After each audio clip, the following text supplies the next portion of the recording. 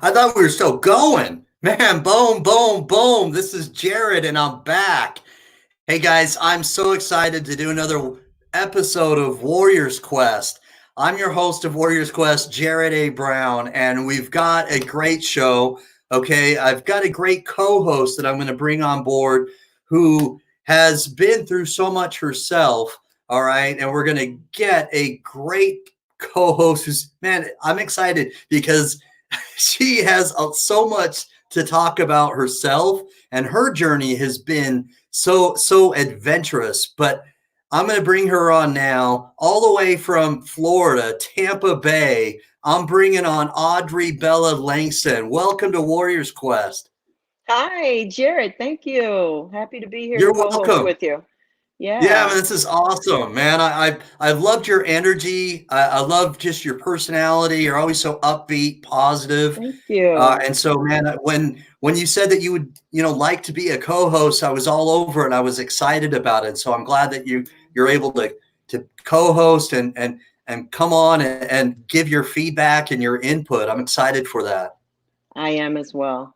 I am as well. And thank you. And as well as even beginning with Steve on Urban Outreach. That was really awesome. Always Yeah, willing to give back.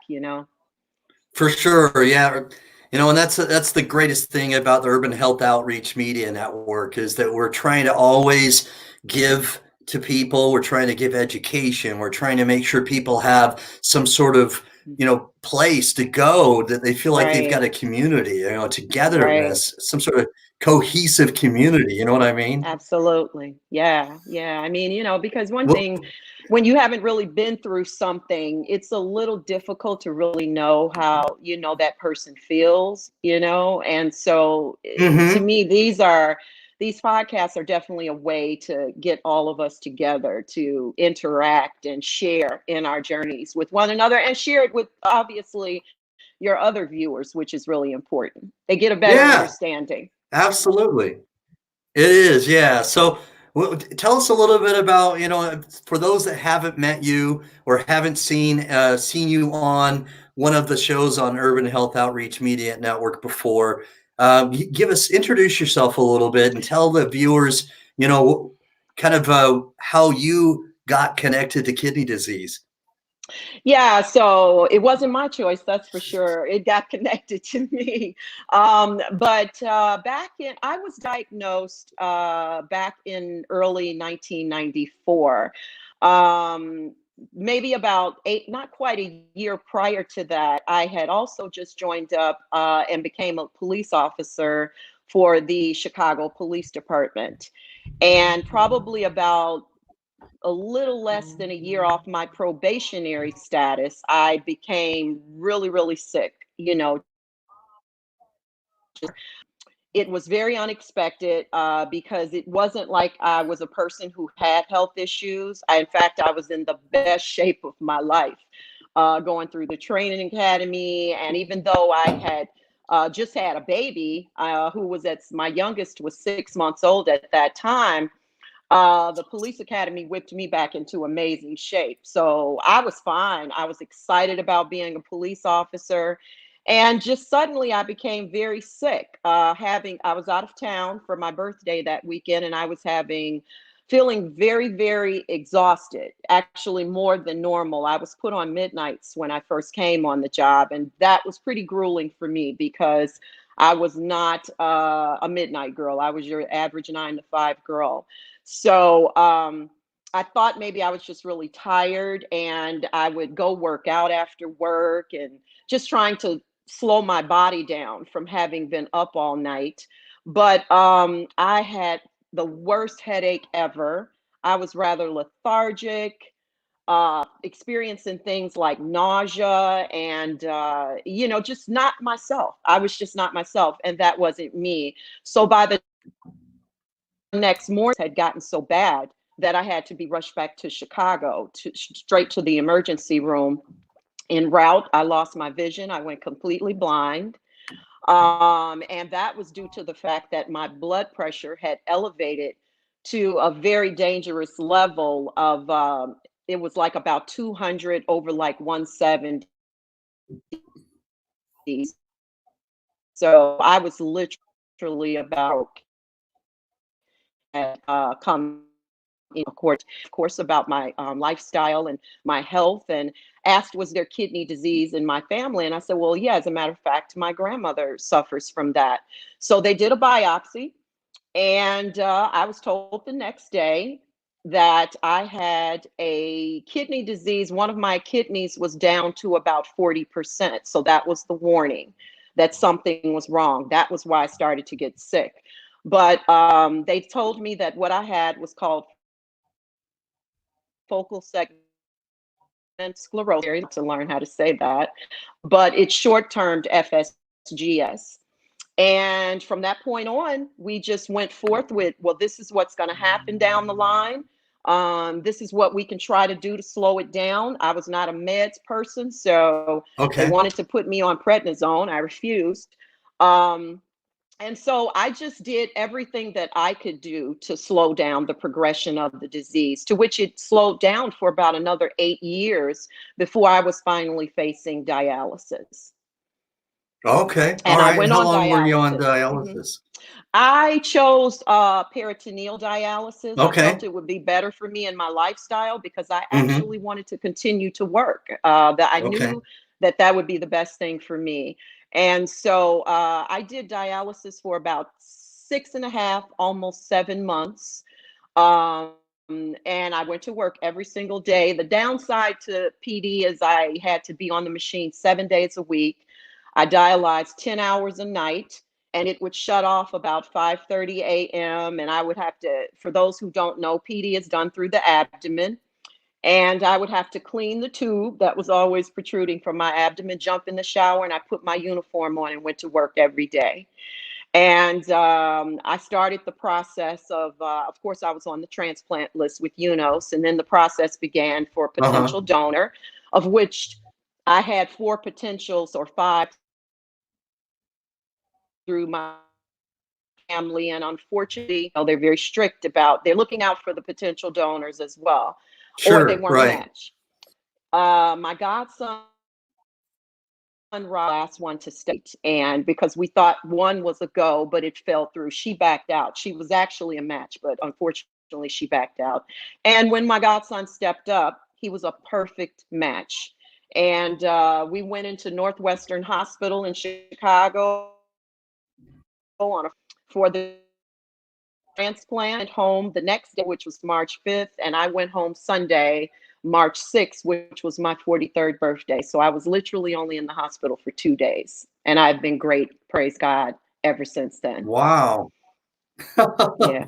Yeah. Yeah. Indeed. Praise God. Wow. Hmm. And then, whoa. Wow. That's awesome. Thank you for sharing Yeah. that. Absolutely. And so I'm going to bring on our special guest tonight. The special Yeah. guest is someone whom I've been trying to promote her search for a living kidney donor as well. I'm going to bring on Rhonda Johnson. Rhonda, welcome to Warriors Quest, all the way from Charlotte, Charlotte. North Carolina. Hi, Yes. Rhonda. Hi, Audrey. Welcome. Thank you. Thanks for having me. Yeah, Yeah. you're welcome. So, you know, when you were for a while you were preemptive and you hadn't been on dialysis, but how long have And you been on dialysis now? I'm still not on You're dialysis as of still yet. not on I'm dialysis. still not Okay. yet. Yeah. All right. Well, Uh, that's a good thing. yeah. Hmm. The big part of that is just like Audrey said, is just kind of maintaining some normalcy as much as you can, Right. and also maintaining a healthy, balanced lifestyle, eating Hmm. healthy. And I've still been able to do that. My story is similar to Audrey, but mine started with I was diagnosed in 2015 with kidney cancer, and Hmm. I lost my left kidney, and I did fine after a nephrectomy, and Okay. for a couple of years I did really well. But then all of a sudden I started feeling the symptoms as well, real fatigue. Hmm. So my urologist referred me to a nephrologist. And from there, then that's when they diagnosed that I also had FSGS. Oh, wow. So, yeah. So you guys have that in common about then. that. Right. Exactly. And Yeah. FSGS is a bit more. Yes. Did they tell you, Rhonda, by chance that FSGS is one of the actual diseases that's a bit more rare than the other kidney diseases? Most of the kidney disease people I meet is usually what's really popular is polycystic, Right. nephrotic Yeah. syndrome. Right. And, you know, also the unfortunate thing about FSGS is that it can come back. Right. But we're going to rebuke that, right, Rhonda? That's right. Absolutely. We're going to rebuke Absolutely. that. I'm 15 years post, so we're definitely rebuking that. It But is Absolutely. yeah, absolutely. but that is the unfortunate thing of that. As you know, we are so in our lifestyle, a healthy lifestyle, it has become so emboldened us that, you know, we do everything. I know I do everything I possibly can, you know, and that is major and paramount with the survival of a kidney recipient. Right. It is. And folks don't really understand how stringent the guidelines just to being on I'm on 4 different transplant lists. So you have to be, Which you know, I want to say that is so impressive, and I think that's awesome. It is. but it's tough because It's you have not to be easy, pretty is healthy. it? Yeah, you have to be pretty healthy otherwise.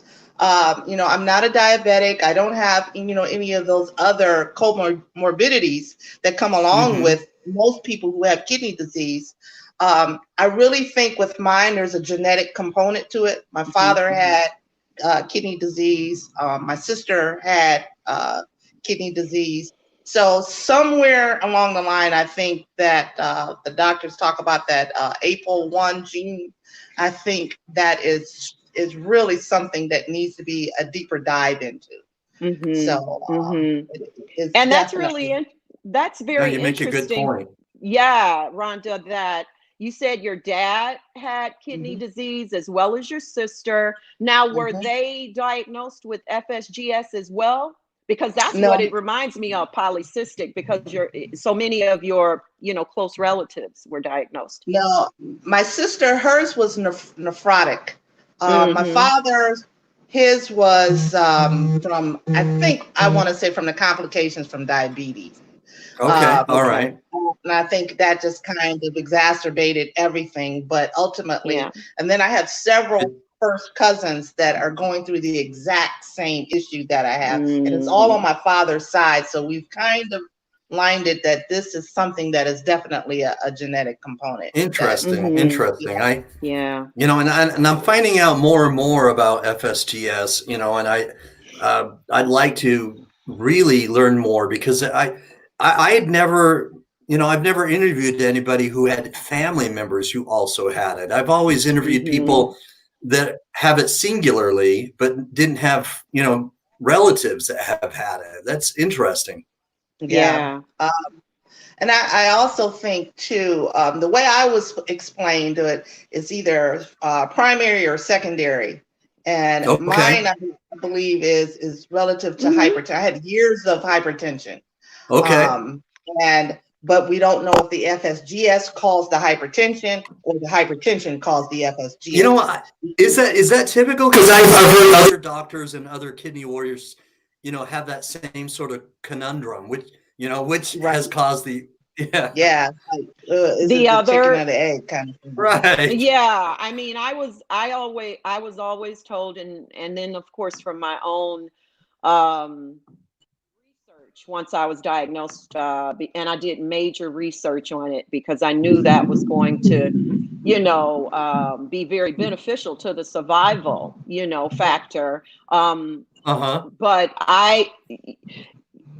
we really have to be cognizant and aware of keeping our blood pressure under normal, at a normal level, because hypertension does work on the kidneys. That's it does. Fact. Overworks them. Yeah, absolutely. Yeah, that's fact. And that's also, we have to be careful and make sure, even because we'll feel great and our blood pressure can be high and we don't even know. I agree. Yeah, I agree. You know, I think that's one of the things that Yes. happens with me. Not to say the police department sent me into No, I feel you. I hypertension, feel you. but I however, have you know, hyper. Yeah, I have that as well. yeah, you know, and so stress to the body can bring that on, you know, unexpectedly. And then, Absolutely. you know what I mean? Hmm. So that's why we have to be careful. And let me just say, a lot of times they want to equate it with your weight. Not true. I mean, that's not No, always yeah, true. I I agree. know people who to petite that have high blood pressure. So, Agreed. Right. Agreed. It is. Yeah. It's not always it's not always people that are obese. You're right. mhm, yeah, Yeah, and it's just like you said, it's important that you kind of maintain a healthy balance in managing your stress. I was in a really still am to some degree stressful job, mhm, but I've learned to manage it a little better now. mhm, All And right. the same as like anything else, you have to figure out, you know, what's really important, you know, and you can work yourself crazy, but at the end right, of the day, it's about your health. And if you don't exactly. have that, anything else doesn't matter. Nothing else That's matters. right. Yeah. That's so Yeah. right. Your That's health is so correct. important. You're right. Mhm, And it can be easy because that's your livelihood, Rhonda. Hmm. mhm, So I can Hmm. understand how, mhm, that Right. you're thinking that's in your forefront, and it can be mhm. very easy to kind of have that happen. What are some ways in which you've been able to kind of, maybe keep yourself balanced? Do you kind of sense it coming on? You say, hey, I need to go, maybe Walk. reset or refuel, Yeah. take a Especially break. now with this pandemic, the kind of anxiety of I'm one of those that loves Mm. to get out social Yeah, music and those things. So right. this has been Yeah. a real challenge. And so I've pretty much rearranged my house with just doing different things. You know, I love plants and So, flowers. And so I've done a lot of that. So so help me understand. Is it like are you on like on a self, is it, has your state said that you are like not, is it called a lockdown or are you just yeah, basically, is it a yeah, like state order or yeah, how is that it in your is. state? It's the same like as it is in most places, and I believe like in the shelter in place, where all of the you know, essential places like the parks, there's no gathering at the parks. Yeah. You can walk there, you know, and get out for essential things like exercise and walk. And thinking this in my Uh-huh. neighborhood, there's like a trail. You see lots of people walking in the neighborhood doing those kind of, and it's amazing. You see a lot of people doing things that you normally didn't do before, which is kind of nice. It's unfortunate that it's taken something like this to make people do things that they probably normally wouldn't do. But you see a lot of families out now walking their dogs and you know, Yeah. together as a family, you know, more so as a family than just, you know, people coming home and, you know, watching TV and all electronics all night. So it's kind of had some things that have been beneficial as well. But I'm very a routine kind of person. So, you know, getting up Like a every lot of morning, us. yeah, Mhm. going to, you know, getting up, take a shower, go to work, after Uh-huh. work, go to the gym, come home, you know, that was kind of my typical day. And so Yeah. now, you know, Okay. kind of getting up and I'm working from home. So Uh-huh. it's been a challenge, but and then with all of the doctor's appointments, being on all these transplant lists requires a lot of doctor's appointments, you know, because you want to make sure Mhm. Yeah. there's nothing that's changing, that your levels are still good. I'm still, for the past couple of years, I'm running around 10% now. My GFR is around 10 or 11%. Oh, okay. Mhm. Yeah. Mm. So, but at Yeah. 10%, you're still feeling well enough, or they Yeah, not. it's so-so. The fatigue is a little bit more than normal. But matter of fact, I have appointments tomorrow and Okay. I have Monday. So, and you have to be your own advocate. That's another thing too about being your Right. own advocate, especially Right. during a time when they want to do a lot of these virtual visits. Some things you cannot do virtually. Yeah, that's Mhm. You're at a critical stage like this. They need to see you. They need to see you. They need to, kind of look at you, assess you, because some things you can't just get from your numbers. And that's how they determine whether you're ready for dialysis, not just by, your numbers. They kind of look at you and assess you and okay. the Well, that's overall things. exactly, yeah. Yeah. That's how it happened um, with me. That all those things that I experienced in the beginning, Mm-hmm. and they had pretty much gone away after that, Hmm. totally started coming back, but Mm-hmm. to a more elevated level. Mm-hmm. The fatigue, Okay. Mm-hmm. the nausea. I Mm-hmm. started to my sleep started to become affected. Oh yeah. Um, Yeah. yeah, Wow. my That's urine a good one. output changed drastically. Just Plus gone I went started to down. gain some weight. So I Mm-hmm. knew, so my nephrologist had kind of warned me about some of those things. Hmm. So of course, as you already know, Rhonda, they're constantly checking the labs, checking your Mm-hmm. creatinine level, your GFR, your bun, You're a all of that citizen. stuff. Yeah. Yes. Mm-hmm. And Mm-hmm. it was rising. And so that's why I began to experience that. Mm-hmm. We was getting to a point where, okay, you know, Right. um, if this doesn't change, we're going to have to start really looking to get you Be more prepared for aggressive. dialysis. Mm-hmm. And that was a devastating moment for me, to hear I can that, only you imagine. know. Yeah, that couldn't be easy to hear that. It, Oh, it, it it wasn't. isn't. And It I think wasn't. I'm still kind of struggling with it to some degree. And I think there's a little bit of vanity that goes along with it. And because I went all the way to Virginia to have a special fistula in my arm that's kind of undetectable. And so but So, there's what do you mean only by that? Is it, what kind of new or innovative fistula is it? it's an AV fistula, and I forgive me, I can't think of the name of it You're all right now. right. Yeah, Mm. but it was done in Virginia, and Uh-huh. the vascular surgeon that performed the procedure, it was it's only been approved through um, the FDA since I want to say 2017. Okay. Yeah, Mm. and so but there's only a few doctors that can do the maintenance on it. And so I had to go to Orangeburg, South Carolina, and have them because it needed to be elevated.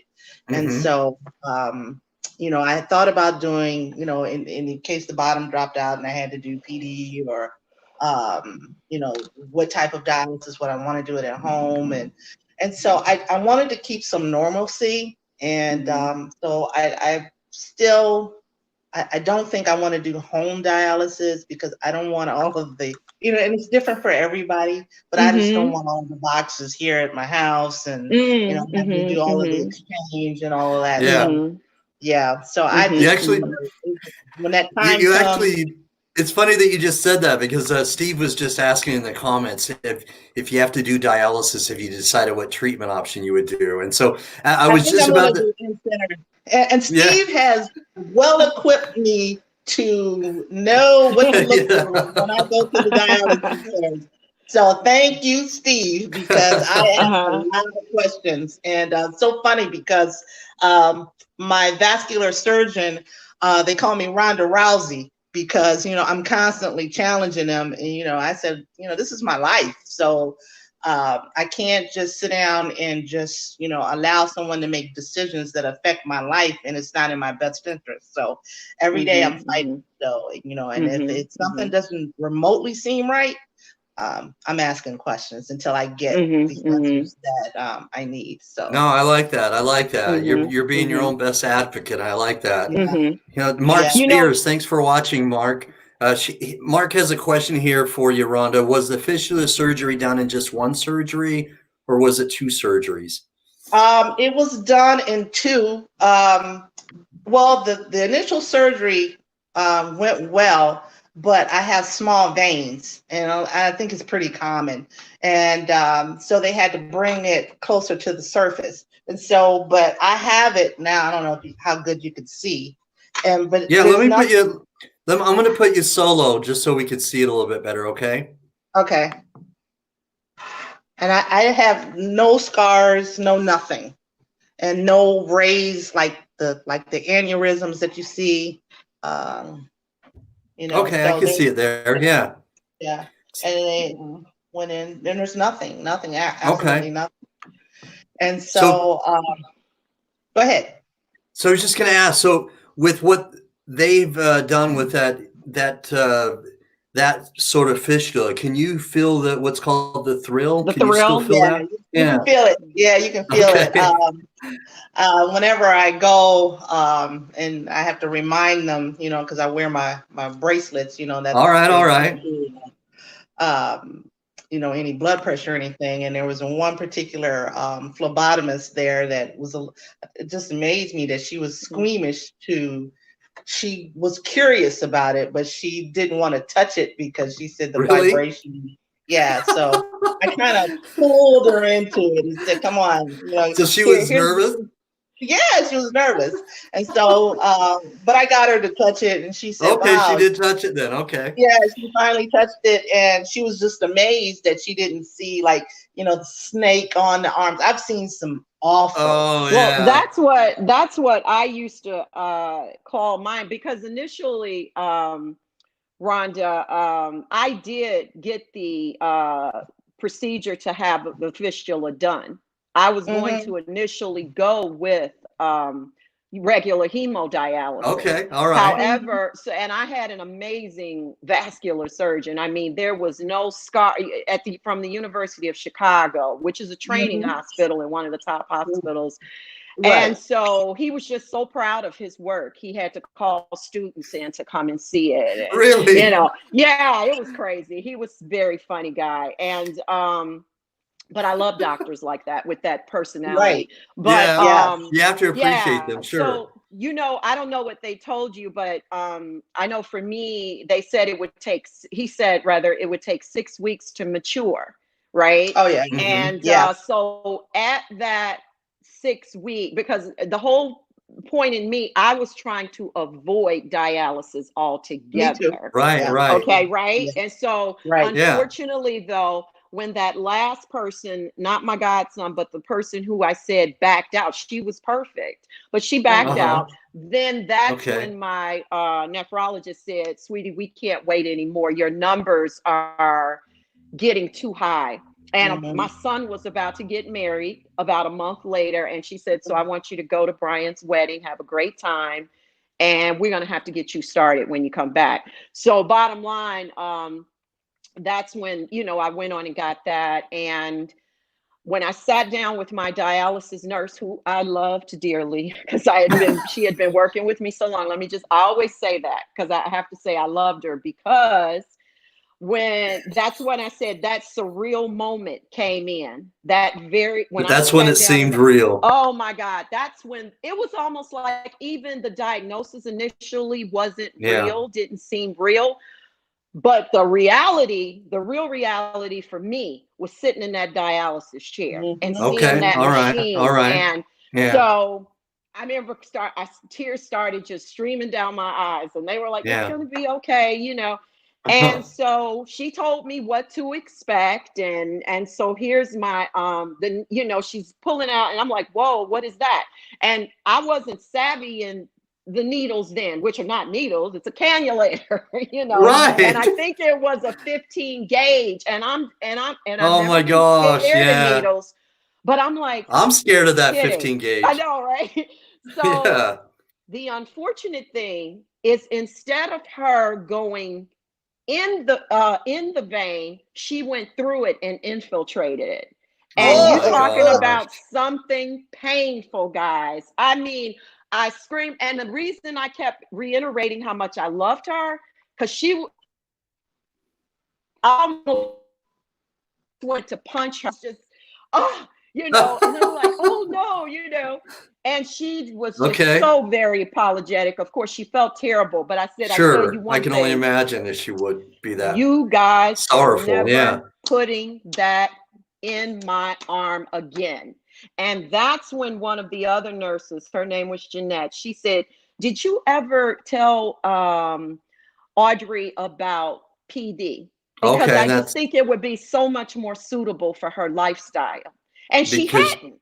yeah, Yeah. with you being a police officer. Okay. Exactly, Okay. exactly. And so that's then in turn what that, you know, I had, but it was a whole nother surgery. So of course the vein is now still there, was Yeah. at that time, and it was, Uh-huh.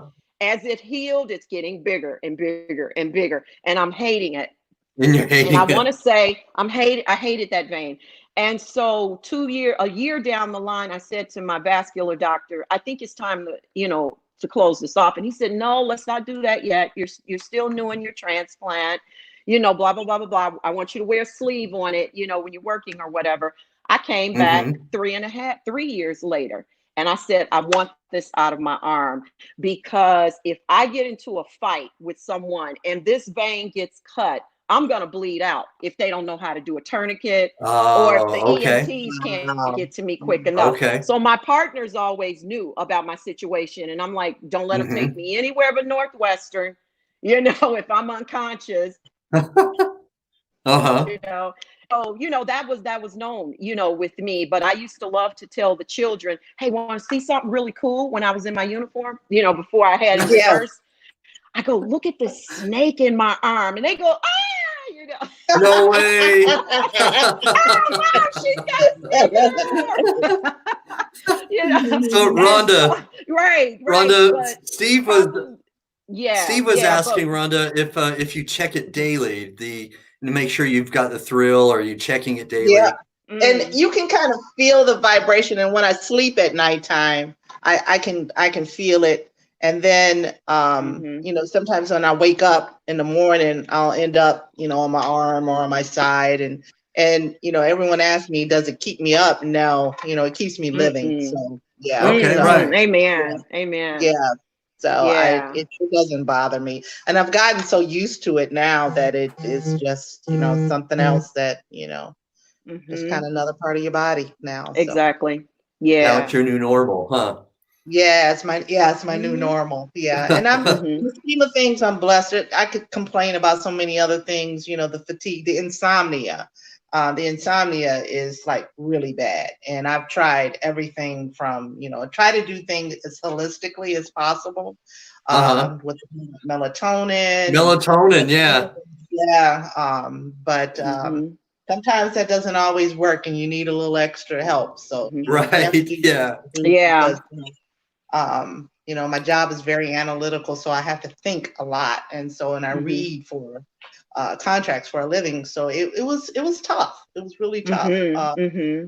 So you just kind of learn to work around. And I noticed some of the other things started to happen. And Audrey, I don't know if you had the problem. I noticed my short-term memory. I'm having issues there, that, Mm-hmm. you know, I have to, um, you know, kind of, my comprehension is not as good as it used to be. And I don't know if it's the stress that's come along with all of these things, or if it's actually, you know, the declining kidney functioning. So, Yeah, um, and also, you know, it can be also, Rhonda, from a, you know, just how the toxins are still building because the Right. Good urine point. output is not the Yeah. same. You know what yeah, I mean? And Right. and so and I'll ask you something. I know what I started experiencing too. Now, I have always been a dreamer. I am a dreamer. I always say, I know that's how God talks to me through my dreams. However, I am not a person that has nightmares, Okay. literal, where you wake up and you're like, Right. oh, you know, yeah, that Okay. was really, I was through, you know, before dialysis and everything. I was dealing with Interesting. the Okay. right, nightmares. Yeah. yeah. Yeah. So My it's the dreams are toxin. probably pretty vivid. I have, Mhm. yeah, and one of the things they tried this drug injection that was supposed to be a natural steroid called Acthar, and I call it the devil drug because it worked as if it was like prednisone. The first month or so, it was great. I said, "Wow, I got a lot of energy. I'm doing really well." About the end of the second month, going into the third, I turned into a demon. I was A demon. I was a demon. I was, my kids noticed the change in my personality. It bloated my face. I had the moon face. Okay. Yeah. Were you on I gained prednisone, about. I Rhonda? gained about. Well, this Acthar was supposed to be something that was the same as prednisone, but it was a natural steroid. Okay, gotcha. Okay. That your body helps produce anyway with this drug. Mm-hmm. But and it said you weren't supposed to have all of the side effects. I had every last But you one. had every one of them. And I'm still, I think, kind of dealing with it, some of it still, and I've been off of it for probably about a year now. But it was horrible. It was just my hair started falling out. Just a multitude of things. The mood swings. Then it was just like athletes who do steroid injections and have a real burst of energy, and then they just kind of kind of die. Okay. As far as their energy level, and that was me. Uh-huh. For 3 And that days was you. You had that same sort of. I was just going. I would be up, real early in the morning, and doing things, and then when it starts to wear off around the You just third or crash. fourth day, you crash and burn. It was horrible. Yeah. So I would not. Everyone's different. I've heard people who've had great success with it, but it didn't work for me. Yeah. Well, Audrey, Mark has a question here. Let's go to this question, and then I've got some other questions for Rhonda too. But let's go to this question that Mark has for you, Audrey. He asked, since you had what he calls a dangerous job as a police officer, post, diagnosis, were you given a less strenuous position, Yes. or were you still? No, not at all. During the time actually that I was on the department, there weren't that many officers who, and I found this out through our company medical section, that had kidney disease. There were only a few who had gone through that. So I think they were a little concerned at first how to deal with it, but they were awesome. And I never had any problems. I mean, they had my back 110%. And so what they did, of course, they took me off the street, and I went into administration, and I had the privilege of working for several awesome commanders, one in traffic court and one in another unit called mass transit. And they were both just so awesome to me because they knew my situation. And so when PD, and I went to be the assistant to the traffic court lieutenant, he found out and he called me in his office and he said, "I am so sorry about what you're dealing with." And, he asked me, "How does that work with your dialysis?" And when I told him, I said, "Well, yeah, I'm on the machine 10 and a half hours. He said, "What?" And so he said, "Listen, what time do you want to come in?" And he said, "If you I want you on the, I want you to be comfortable. I want you to stay well. And I know you have a family, and I want you to go home and be with your family, your daughter, And that was just the most amazing thing you could ever have anybody say, to you, is that, and if you don't feel well, I don't come in here. That helps tremendously because it takes the stress off. Absolutely, because I'm Rhonda. sure you were you're probably a lot like I am in that sense, where part of who you are is you strive to do nothing but excellence on your job. Absolutely. So, yep. Same thing kind of with me. When I initially started to deteriorate, there was some problem because we were going through a reorg at work. We were going through some changes. Mm-hmm. And then when they put me on the Acthar, I took some time off. And Okay. when I came back, I don't think they knew how to handle it. They didn't initially. So, And like they didn't know how to like interact with yeah, you, or how do you mean that? yeah, pretty much. They didn't understand the days where, I was telling them like I was sick or I didn't feel well. Mhm. And because you don't look sick, Yeah. and yeah, and that's the thing, and so kidney disease works from the inside out. And so Amen. and then when you try to explain to people kind of what's happening to you, they don't quite get it. It's but now it's gotten a lot better. They're just really good with like my doctor's appointments and all of the things. So it's taken off a lot of the stress that they kind of ask me how I feel and what I'm going through. So they're a lot more empathetic to my body and my journey and kind of what's going on. But I think initially they just didn't know how to handle it and what to do. And I went through some changes which stressed me a little bit, and I had to call it to their attention. And then I think after that they were pretty good about making sure that now they want to see me survive this. So every day, I just kind of do the best that I can and just kind of keep it moving. And just try not to think speaking about of which, okay, you just said something that kind of triggered what I would. In fact, it was leading to what I was going to ask. Is that doing the best we can and trying to move forward. Well, I went to the dollar store today. I don't know if y'all have a Dollar Tree where you all live. Dollar Tree, it's a dollar store, right? Right. Corporate office is in Charlotte, North Carolina. All right, is it? Okay, then you've heard of Dollar Tree. So all right, corporate office is here in Charlotte. Yeah. All right, and so I'm ultra careful because I don't want to. Man, with the world we right now, okay, I'm very careful.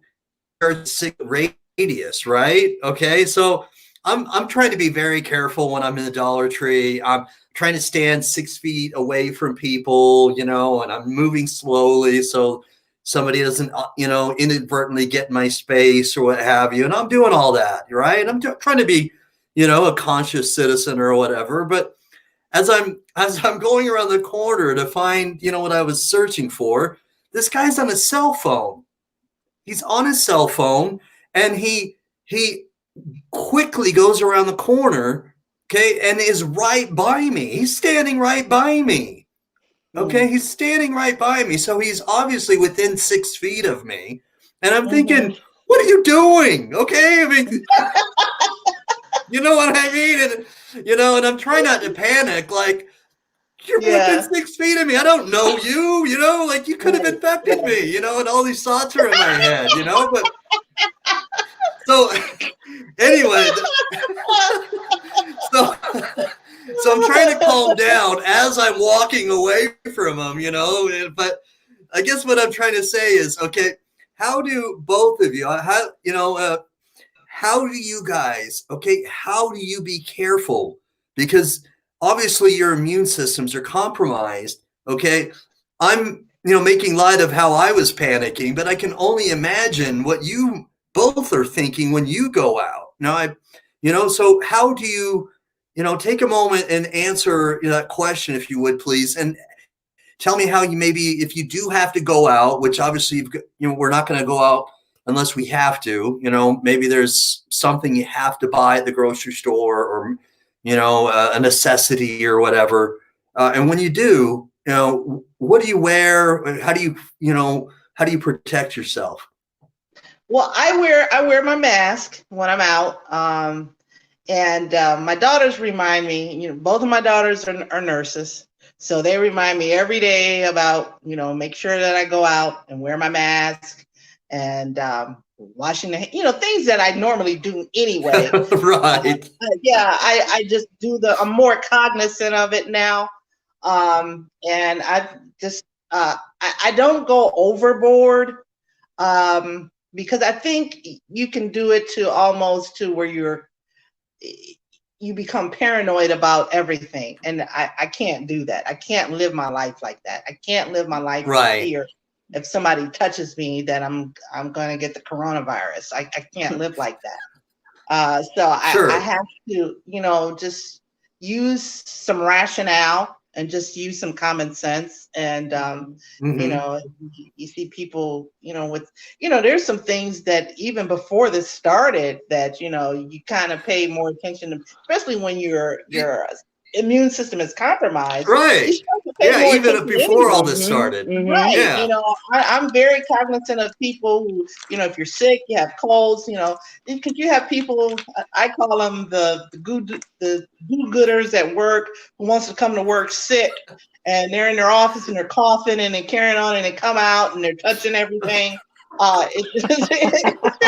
It's just like, yeah, okay, we know you work hard, but stay home if so okay. And so now I'm everyone sees me and they kind of, it's the kind of running joke about, I have the hand sanitizer at my desk and I have the Clorox wipe,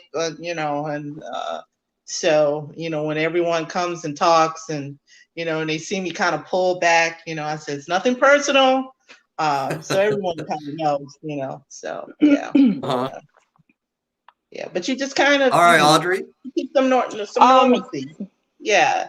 Mm-hmm. Go ahead. Well, one thing, when you get a transplant, when you receive it, they are very thorough at telling you the do's and don'ts, the things that are gonna be most beneficial to keeping you healthy. And one of the first things that they instill in you constantly is to stay away from people that are sick. Especially children, because children are our little germ bunnies, So little germ buddies, you're right. I just call them our little germ bunnies. And we can very much get easily sick. And, the common cold for us can turn into pneumonia very quickly because our immune system is zapped, And so people that know me well know that, and they know how I am. I'm very much into sanitization. I'm the one who's going to have the hand sanitizer in every pocket, my purse hanging off my belt clip, my keychain. Good for you. I live that lifestyle. That's just who I am.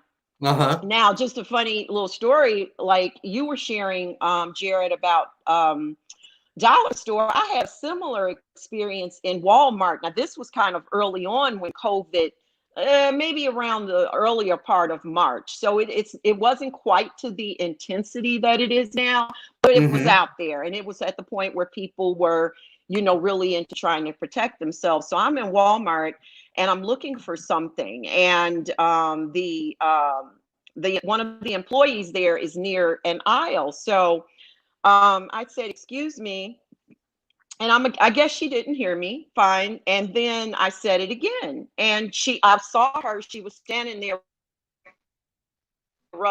She's putting her hand sanitizer on. Good. So I said again, "Excuse me, ma'am," and I wasn't sure if maybe she was too good with English. I didn't know. So you know how they wear their little smock, So I just lightly touched her on her smock, and I said, "Pardon me, ma'am," and she goes, "No touching, no touching." Oh my gosh. And she like totally freaked out on me, and I'm like, "Whoa, peace be still," Okay, sorry. Calm down, it's okay. Yeah. Because I'm standing there with my mask on. Right. So it was just, wow. She freaked me out for a minute. And so anyway, when I go out, I am definitely masked up always. I wear, my gloves, and I follow the CDC protocol very intensely about things to do when you get out and come home, you know, to Mm-hmm. protect yourself. Yeah. All right. Very. All right. Mm-hmm. Very nice. Yeah. Mhm. So, man, it's my hope that more people take it more seriously because, again, I don't know what it looks like where you all are, okay, but there is still times where I'm seeing people not taking it seriously enough, Yeah, and it's frustrating. I Yeah. agree. Yeah, yeah. I think there were people that were gathering at the park, and more than 10 or 15 people, and they were all not complying with what the state had implemented, and so they had to get where the police had come out and just kind of break up the social gathering of people that are more than 10 or I don't know, 5 or 10 in place. Right. So Uh-huh. Mhm. it's serious, so hopefully that what's happening now, we're kind of have reached a peak, I believe, and now hopefully we'll be on a downward trend. I'm hoping. I'm So hoping too. I try to keep my news at a balance, where I don't want to mhm, take too much mhm. in, where it inundates me, where I hear too Yeah. much Bad negativity. idea. Yeah. Right. That's Yeah. right. That's right. But I do pray for anybody who's in the medical field. So, which brings Mm. me to another question is, your daughter, Rhonda. So can you give us an idea of maybe what her perspective is right now, what she may be going through?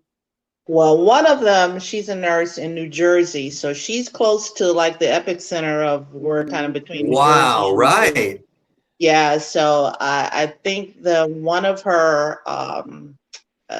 of the patient has tested positive for the virus, and the other one, she's a nurse at a hospital in Virginia, and I Wow. believe they've had Mm. So I worry about both of them, Sure.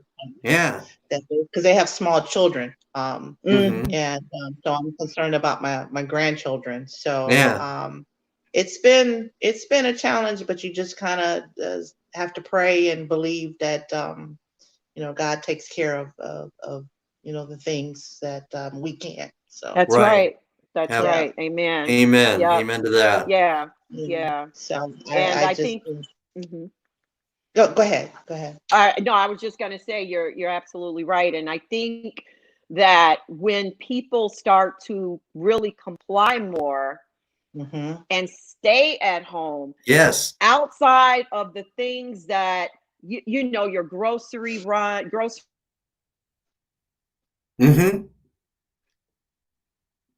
but I'm sorry, in the stores, Hmm.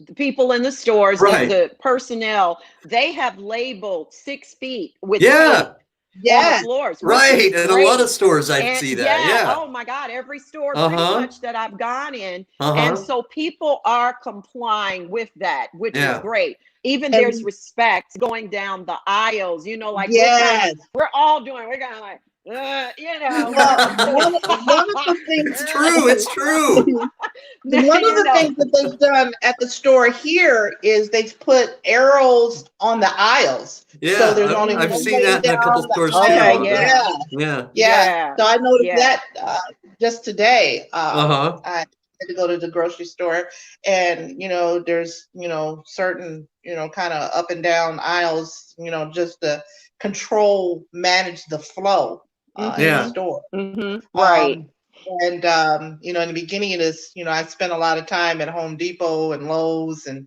now I noticed they have the same thing. They only let so many people in the store at a time.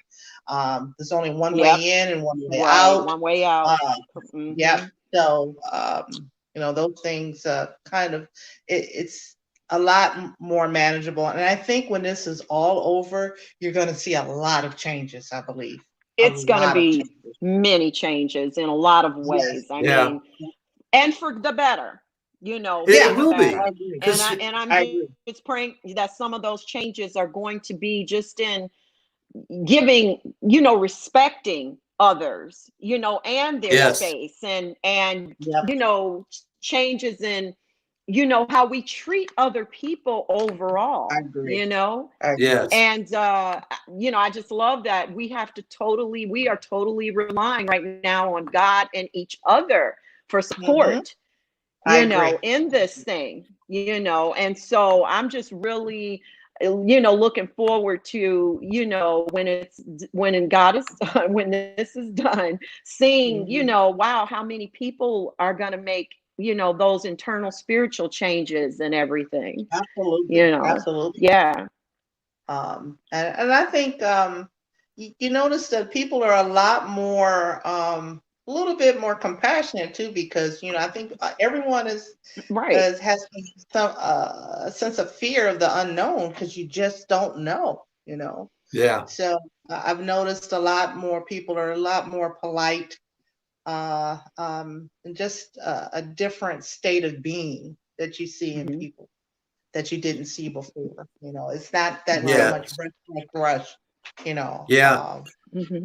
Yeah. I agree. You know, Rhonda, it reminds me a lot of what happened after 9/11, where we sort of, you know, took a deep breath, and all of a sudden, you know, there was you know, a lot more praying. There was a lot more, you know, and it all of a sudden it was okay to talk about God. It was okay, you know, when things like this happen, okay, we all of a sudden our faith is, you know, stronger as a society, you know, and so, Absolutely. you know, and so I don't know, you know, I don't know everybody's connection with their faith, and I don't know where they're at with God, but I do know, okay, I do know for a surety that I need God, okay, I do. I Yeah. need We God, all and I need need God. my faith, okay? Yeah. Especially with what's going on right now. I don't know how I would be able to deal with this and how I would be able to move forward with all of the, you know, coronavirus and everything. I don't know how I would be able to deal with life in general without God, but especially right now with what's going on, I need him, and I need my Savior Jesus Christ. And I hope that everybody, okay, takes a moment to try to get to know God, because I'm certain, I'm absolutely certain that they would have a lot more peace during this time of chaos if they were to try to do that. I agree. I agree. I think I like to say, God, I'm sorry. Go ahead, Rhonda. No, I just wanted to just kind of tag on to Jared saying that I couldn't have gotten this far without God in my life. That's right. And without his grace and allowing me to be where I am, especially during this time with all of the chaos and the current kind of political climate, and a mixture of just all of these things, that, you know, I'm still able to maintain my sanity and just get up every day, you know, with not too many worries. You know, I have the basic needs, and that's important. You know, I have a good job, and I'm blessed with that. And there's a lot of people right That now don't have that are jobs. Yeah, unemployed. Yeah. you know, I have good health insurance. Good health insurance. You know, and that was one of the issues that I was really concerned about when I was going through the reorg. And but God, you know, God always steps in on time. So, you know, God is always on time, huh?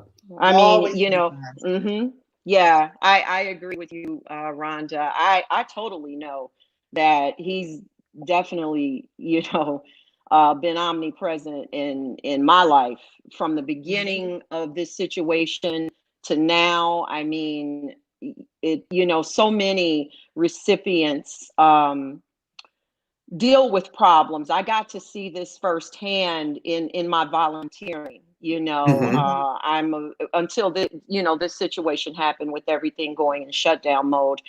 I play a really big role over at Tampa General Hospital, which is definitely at the forefront. Oh my gosh! Of Wow. transplantation. Yeah. I mean, I've got nothing but love for Northwestern because that's where I had mine. But I tell you, if I would refer this hospital to anyone here who needs a transplant. Their turnover is amazing. The surgeons are amazing. And so I get to talk. I would get to talk to all the kidney recipients. And so many of them deal with so many different issues. You know, not everybody's transplant goes smoothly in the beginning. Right. You know, and it will vary from person to person. It varies because of age. It depends on if you're dealing with other health issues, underlying in conjunction, issues. Yeah. Correct. So, you know, so that makes a difference too. But what I do know, and I've told many of them that, is putting God first. And, you know, instead of taking, you know, not complaining, but accepting what's going on and looking at, you know, a good outcome of it. Attitude, you know, is everything about your healing process as well, you know. And so with this COVID situation, I think this is just, God is like, put a reset button, you know, and was like, okay, you know, I'm needing some change in here in everybody, you know. I agree. And we need to be more about reflection and repentance and restoration in our lives of things that we've lost value to, you know, and not just time to get closer to God. Yes, yes. Everything can't be about I'm living in my truth, you know. I mean, you know, if I hear that one more time, you know, this is not about you. It's about God, you know, and that's who we look to for our strength. And that's who, you know, I say the doctors are amazing. They are. I give them mad props, but they can only diagnose us. God is the one that truly heals us. Oh, amen. Absolutely. Amen. So, I agree. Yeah. That's so powerful. You're right. It is. Yeah. It is. And I just kind of tag along with that. You also, with the disease, you have to find people who are positive and who kind of help you along the way, and stay away from, you know, anything that brings that negative energy. So you try to find those people that can help you, lift you up. You know, lift you up, stay the course. And I have some days where, you know, I kind of get down on myself, and you know, I'm human. And so most days I'm pretty good, but every once in a while, like anyone else, I have my days where I'm struggling, you know. And no one, you know, you kind of feel like no one understands what's going on, you know. And so I go to God in prayer, and sometimes I just take a walk and kind of reflect and just realize. I love that. Where my I do. I like that a lot, Rhonda.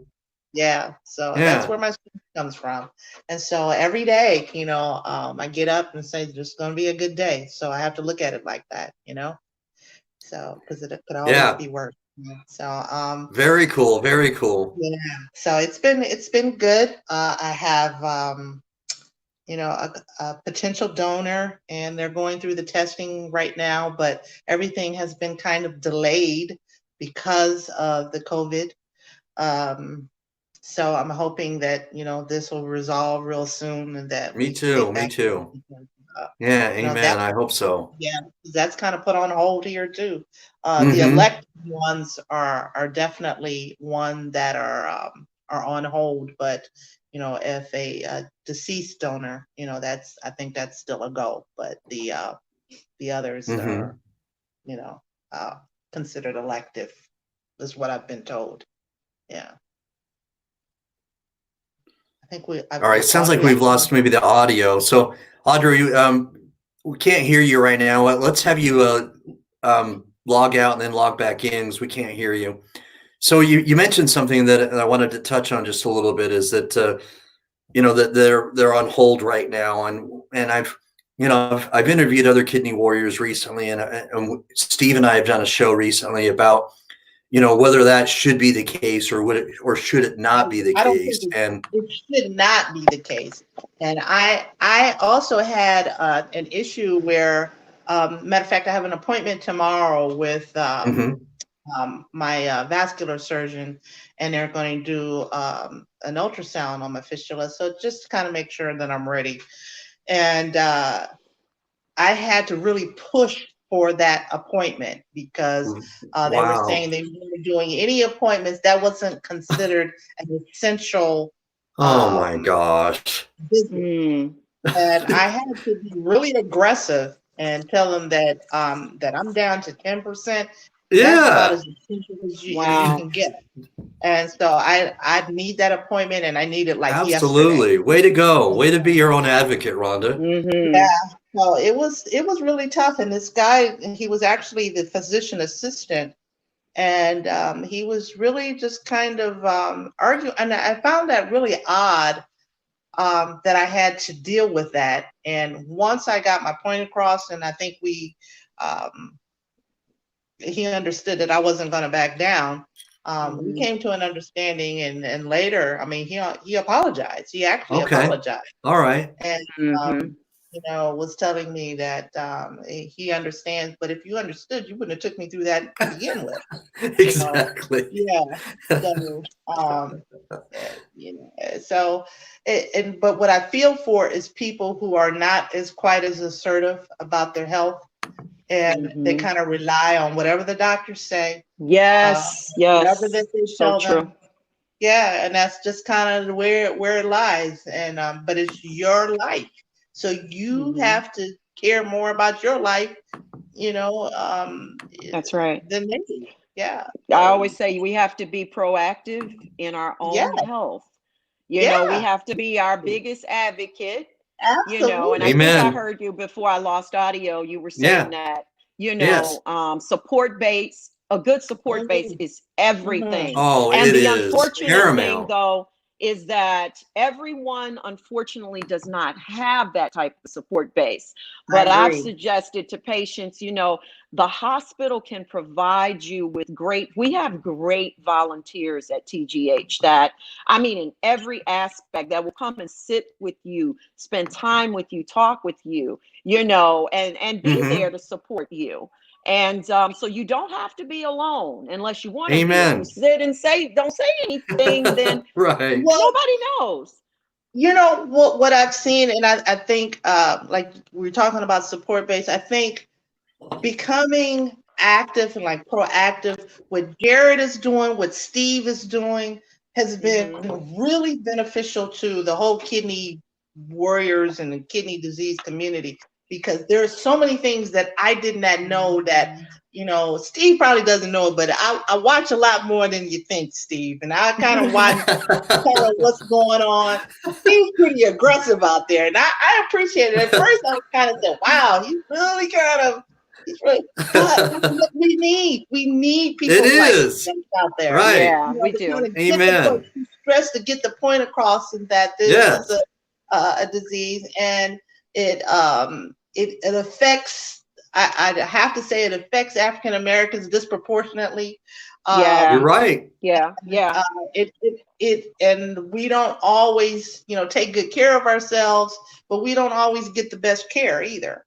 When I was down very valid points. That's true. Down below 20%. The doctor told me he would come back and see me in about a year. I said, "Are you kidding me? I'm at 20%, and you want to see me in a year? I don't think so." Wow. I don't think so. Good for you. So I love that. Made a choice to get another nephrologist, and so the one I've had now, I've had him for a couple of years, and I know I probably get on his last nerve, but it's good. I mean, we have a good relationship, and he calls me and talks to me and asks me how he said, you're my problem child. I said, good. He calls me and talks to me and kind of keep me abreast, and he's very direct, and I appreciate that. I don't want you to sugarcoat it. Yeah. I sometimes don't always like when people have sort of an in-your-face attitude. But what I do like, about people that are extremely direct is that because I know that they're going to give me the truth. Okay. You know what I mean? So I actually may not always like the way they deliver the message, but I Pros and cons. respect it. Yeah, I respect them because it's the people that maybe talk behind my back or don't give me any information. I have a hard time respecting, and because I don't know what they may be thinking or what have you. You know what I mean? I think sometimes too, some of the doctors they're kind of like trying to vibe the personality of the patient a little bit. I agree. You know what I agree. mean? Yeah. Okay. All right. I see When had that. in Yeah. Chicago, I love them. Amazing. We have that relationship because they know how proactive I am in my health. And I'm like, don't sugarcoat anything for me. Just give it to me straight. I can take the hit. Just give it to me straight. Give it to me straight. Don't play it because no this chaser. is my Give life. it to me. Yeah, no Without chaser. a chaser. This is my life. So you can tell me whatever you need to know, because one thing, probably the only thing that's come up with me that really kind of concerned me 3 years ago is my nephrologist had asked me if my nephrologist back home in Chicago had ever mentioned to me anything about my calcium level being slightly elevated. And I said, no, you say little words like that to me, there's no red flag. Okay, so I'll pump up on more vitamin C, or I'll eat more oranges or whatever. It's not a big deal to me to hear that. However, until I educated a little more about the elevation of that with regard to transplant recipients. And so I said, well, what's up, doc? And he said, well, that literally, that can be a problem because that can cause problems with your arteries and, your joints. And I mean, it was just a plethora of different things. Okay. Then it started to seem more for a recipient, especially. All right. So he said, I'm going to send you for what's called a symptomebi scan. And that's a scan of your parathyroid glands, because that's what he was, that's really? kind of associated. Yeah, that's kind of associated with that. And sure enough, that scan came back that I had a tumor on one of my parathyroid glands. So, we have our thyroid glands, and then I can't know if you see my fingers, and then our parathyroid glands are behind that. There's 4 of them. Okay. So he gave me the options of that, and he said, there's a procedure, there's a doctor here that's amazing that does that, the removal of that. He's got it down to 15 minutes. I mean, it's boom, in and out. Wow. I got only with 15 him. minutes? 15 minutes. People come from all over the world to see this doctor, and if anybody wants to inbox me on Facebook about that, but I'm not going to say his name because I'm not getting paid to promote it. That's right. No, but I'll gladly tell you who it is if anyone has that issue. Yeah. But at any rate, what he does is he goes the extra mile and he checks the other glands as well, right? And it turned out that I had 2 more adenomas, non-cancerous, thank the Lord, but on my 2 of my other glands. So he removed 3 and left me with 1. Wow. So it's again one of those things that you walk around, you don't even know it. And I was wondering why I was achy, because I'm very athletic and I'm always moving and, on the go. And I couldn't figure out what is with that, but I didn't pay any attention. I said, I'm older now, So, but yeah, so a lot of times too, prolonged use of Prograf causes things like that as well. We need our Prograf. You need it, but we need it. We love it, but it can be a little beast. Yeah. So taking that's why has a side effect. Okay. And I did have a elevated thyroid, hyperparathyroidism. I think that's what they said. That's exactly. I think my numbers were up like it was like 600. Mine were like 600 and something. And so they put me on calcitrol and then extra supplement of vitamin D. And so that has brought it back down. And that's so good. And Rhonda, did they say that was because of your binders as well, or no? I don't take binders. She doesn't. Yeah. I don't take binders. Yeah. Oh, right. Rhonda is still waiting, You're right. Yeah. Yeah. correct? So I'm sure you yeah, said that. I Yeah. am. Yeah, Mm-hmm. I did. I Mm-hmm. am. Yeah. So no Right. binding. You haven't gone on that yet. No, Mm-hmm. so like right now, just kind of just paying, and that's really plays a big role in my diet too, is that I pay Mm-hmm. attention to my numbers and if making sure that my potassium is not too high and or my phosphorus levels, all of those things, once they tell me, the last time I was, they said that my potassium was a little bit elevated. So to cut back before it was low. So, it told me to eat more bananas, which is unusual Mm-hmm. because, most people with kidney disease, they tell them no, kind of stay away from those things that are high in Yeah. potassium. So, Yeah. They but do. mine was a little low. And so, but then the last time it was a little bit elevated. So they told me to kind of cut back. So you just try to find that balance, Uh-huh. Right. and just Mm-hmm. kind of, and then I drink pretty much nothing but water. Water or Yay! Me Good too. for you. Good for yeah, you. nothing but water That's or good. ginger That's ale me. every Yeah. once in a while. Yeah, Yeah. but Mm-hmm. not. I haven't had a dark soda in so long. I wouldn't know. Forgotten what it tastes like, huh? Yeah, yeah. And when I went to the Mayo Clinic, just kind of quick funny story. They did a nuclear, like a heart imaging test, and then afterwards, they want to give you caffeine, so they give you Coke. They give you a Coke or a Pepsi or something like that. Okay. Uh-huh. It tastes like I hadn't had one in so long. It tastes like straight syrup. It was Sure. horrible. Yeah, it was horrible. Yeah. It was horrible. Yeah.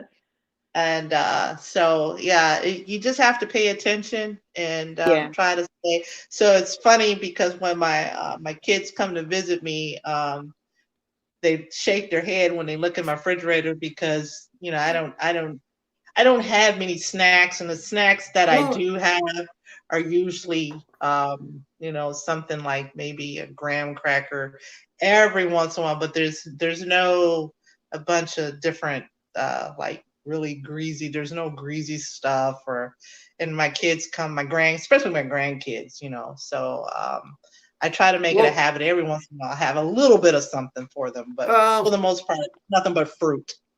well, good for you. Good for you, because it's Mm-hmm. not easy. So props to you Yeah, for it's not. balancing Yeah, that and minimizing Mm-hmm. it, keeping it to yeah, a pretty reduced rate anyway, Mm-hmm. because yeah.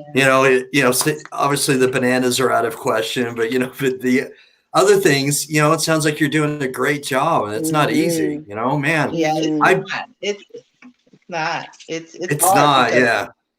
yeah, I'm no different than anyone else. Every once in a Right. while, you want a pizza or something a little different. But you kind of have to weigh the consequences. Is it really worth it to have that slice of pizza or so? And if I do Mm-hmm. eat it, now they have like all of these vegan choices. So I try to find things that have give you a more nutritional choice. So yeah. All right, all Mm-hmm. right. Very cool. Mm-hmm. Well, man, we've gone a while now on this broadcast, and I've been extremely blessed to have both of you tonight on this show. It's been Mm-hmm. extra special, and for anybody who's watching, and anybody who would like to know more about how to become a living kidney donor, and for Rhonda, we've got the information down below across the screen here with their transplant hospital contact information. And then we've got, you can also send inquiries. I'm going to find the comment again to her email address. If you'd like to apply and become a kidney donor for Rhonda, you can also send her an email directly, and she can give you all of the options because she's listed at 4 different hospitals. The Mayo Clinic in Jacksonville, Florida, MUSC in Charleston, South Carolina, here in Charlotte at CMC Maine, and at Wake Forest in Winston-Salem, North Carolina. Very cool. Awesome. Very cool. Good. So, all right, well, guys, we're nearing the end, so I would like to thank you again, and then I would like to ask who you would like to shout out. Shout out to my children, Tiffany, Michelle, and Carrie. Those are my girls. And all of them to stay safe. And to my grandchildren, 3 grandchildren, Sears, Aubrey, and Jace. So, shout out to my kids, my son Brian and daughter-in-law Danny, and my granddaughters Lauren and Whitney, and my daughter Ashley, and my son-in-law Keith, and my kidney donor, my godson Raja Miguel Reynolds in Atlanta. Thank you so much for this wonderful gift that you can't say enough about a gift like this. There's nothing you can't say thank you enough. He says, God, Mom, please don't thank me again. I'm like, but I can't stop. So awesome. I just like to shout out to them. And also I'd like to just shout out to all the first responders, the doctors, the nurses, the hospital support staff, the police officers. Shout out to CPD. Yes. All the EMT ambulance drivers, and I mean global, everyone in every city, because especially NYPD. Shout out to you guys too, because I know you going through it. I've been seeing those videos, and I just want to say that I pray that this situation awakens us all in whatever ways. I mean, we all need to do better, and we all know our flaws. So, let's just really be quiet and sit still, pay attention, and listen to what God might be trying to tell us, to change. And stay home, except for when you have to run errands. And I know people want to get out and get a little air and exercise, but stay away from people. And, let's get this over with for all of us. And I pray for the families who have lost loved ones, as well as those who are in the hospital, because that's a terrible thing to be in that situation and you can't see your loved one. You may never see them again. So I can only imagine, I've cried about that, even in thinking about it, the people that are, going through that. So yes, happy Resurrection Day to everyone this weekend, and just everybody just be blessed and have just a wonderful, peaceful time as possible. Absolutely. Amen. And thank you, Jared, for having You're welcome. with you. Yes, I wanted to say that. Thank you, Jared and Steve, for all that you're doing. Steve, you guys are awesome. You guys are awesome. Yeah, You're Rhonda, welcome. Thank you. blessings to you, my sister. I know you're going to get that kidney. Amen. I'm adding you to my prayer list, my sister. Thank you. And you are on at some good hospitals. You should have threw TGH in there, though. At one of your hospitals. Okay, because I could have pulled pulled some strings. So you're going to get that kidney. I know you are, and you're going to do great. So please keep in touch. Thank you. I appreciate that. And continued good health to you. Thank you. Alrighty. Thank you. God all right, ladies. Thank you. God bless. Okay. God bless you and your families. Have a wonderful night. All right. Bye-bye. Thank you. Bye. Have a good You're one. welcome. Bye-bye. All right. Bye-bye. All right, guys. Thanks for watching tonight. All right, man. We've listened, and we've been blessed to have had some great ladies on the show tonight. Rhonda Johnson, all right, Audrey, Bella, Langston, and I've been seriously thankful, all right, for the opportunity that I've had each week to do this. But especially now, I've been extremely grateful, because when something like this coronavirus, this COVID-19 crisis that we've had, okay, it's really made me very reflective. And I've had time to think, to pray, to meditate. And I'm very thankful for the opportunity to advocate for all the kidney warriors out there. Okay, I'm very thankful for all of you, and I'm very thankful that I can I can in some way do good for all of you, okay, because my heart goes out to all of you. I pray for you, okay, and especially thank you, Debbie, thank you for watching the show. Thanks for everyone for watching, for Mark Spears. I'm going to thank everybody if I can. Kathy Kennedy, Kumela, Karen Armstrong, thank you. Jean Syme, I'm not sure if I pronounced it right. Of course, Sabrina Fulford, Yolanda, and if I'm missing out anybody, that's watching on any of the watch parties, thanks for watching. But especially right now, again, I'm very reflective and I'm thankful for what I do. I'm thankful for the Urban Health Outreach Media Network for allowing me to do this. I'm thankful for everyone, but most of all, I'm thankful to God. I'm thankful for my Heavenly Father, and I'm thankful for my Lord and Savior Jesus Christ. And I'm hoping that we can all remember, okay, that He is risen and that He did die, and then on the third day He rose again. All right, He is risen. Please remember Jesus this Easter Sunday. All right, He'll give you comfort and He'll give you peace. Thank you for watching. Thanks for following Warriors Quest. God bless you, everybody. Have a good night.